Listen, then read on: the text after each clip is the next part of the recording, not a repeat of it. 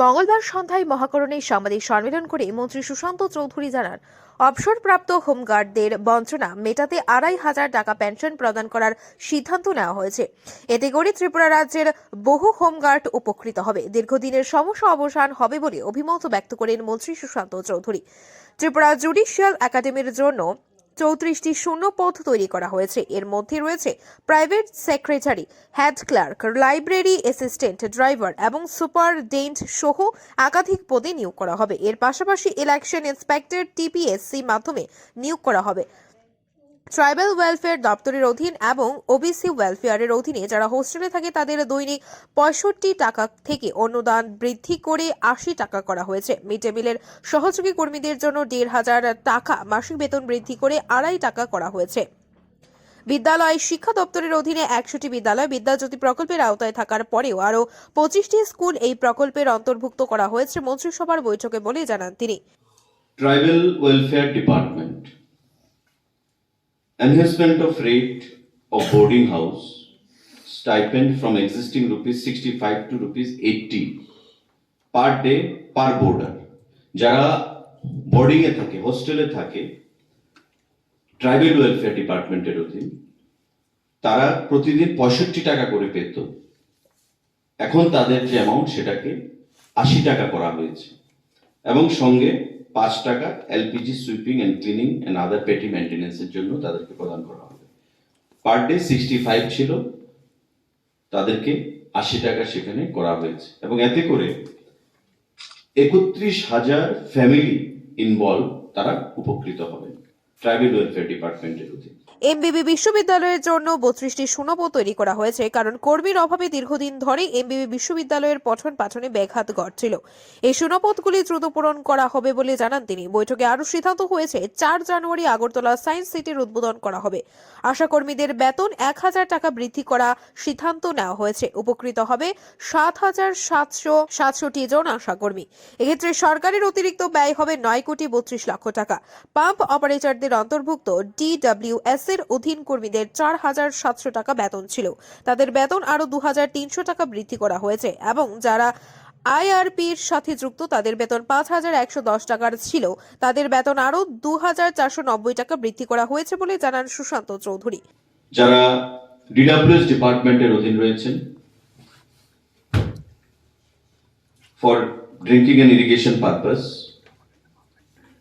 তার বাইরে কিছু পাম্প অপারেটর রয়েছেন আরডি এবং পঞ্চায়েতের দপ্তরের আন্ডারে। যারা পাম্প অপারেটর ডিডব্লিউএস দপ্তরের অধীন, তাদের সংখ্যা হচ্ছে ২,৪৩৪ জন এবং আরডি পঞ্চায়েতের অধীন যারা রয়েছেন তাদের সংখ্যা হচ্ছে ১,৭৫১ জন। আজকে ক্যাবিনেট সিদ্ধান্ত গ্রহণ করা হয়েছে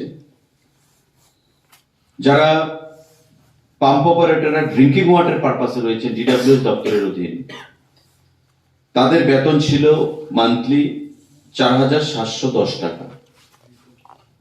আজকের সিদ্ধান্ত ক্রমে তাদের এই বেতন ২৩০০ টাকা বৃদ্ধি হচ্ছে আরো, অর্থাৎ 4,710 প্লাস 2,300। জিনিসটা আপনারা ক্লিয়ার করে নেবেন।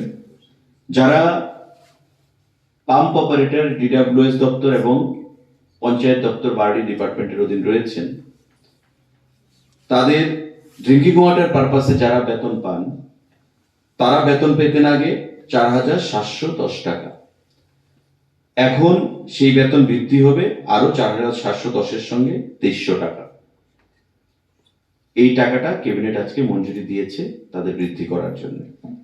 তৎসঙ্গে pump operator engage by PRI body for IRP, iron removal plant, আমাদের যে বিশুদ্ধ পানীয় জল প্রদান করা, আইআরপি তার মধ্যে একটা গুরুত্বপূর্ণ ভূমিকা পালন করে থাকে আয়রন রিমুভাল প্ল্যান্ট।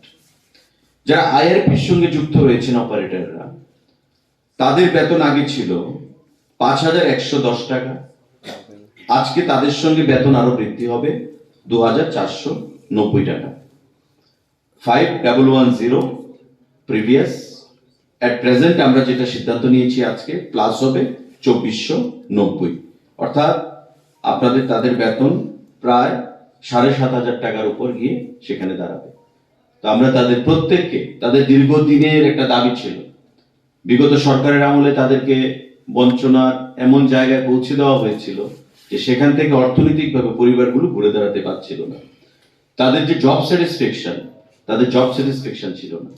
এবং এটা একটা অন্যতম কারণ যে গ্রামে গঞ্জে যে পাম্প অপারেটররা রয়েছেন, তারা যেহেতু তাদের কোনো জব স্যাটিসফ্যাকশন ছিল না, তাই জলের যে সাপ্লাই সেটা ব্যাহত হতো, তারা কনসেন্ট্রেট করতে পারতো না তাদের কাজে।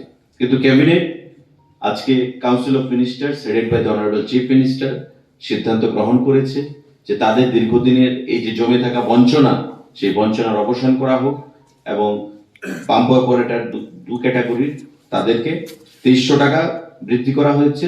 যারা বেতন পেতেন 4710 টাকা প্লাস 2300 টাকা অ্যাড হবে, আর যারা 5110 টাকা বেতন পেতেন তাদের সঙ্গে 2490 টাকা তাদের সঙ্গে অ্যাড করে দেওয়া হচ্ছে।